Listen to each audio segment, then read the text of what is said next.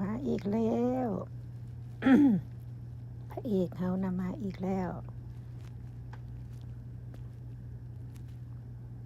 มื้อนี้มันกำลังลงนี่ก็สิอุ่นๆจักหน่อยแล้วนี่มาตกไปได้2-3มื้อนี่โอ้ยความเย็นจักมาแต่ไสสิละอยู่เมืองหนาวเมืองสโนนะ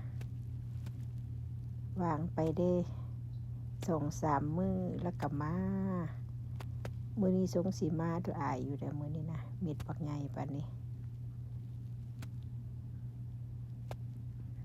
เอาอันสโนมาฝากเด้อสโนกำลังตก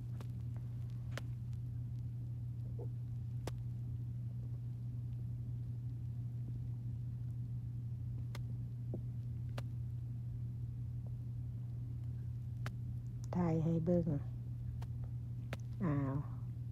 พอกันใหม่คลิปหน้าเด้อมาถ่ายว่าสโนกำลังตกให้เบิ่งว่ามาสโนมาอีกแล้วบ๊ายบายเด้อ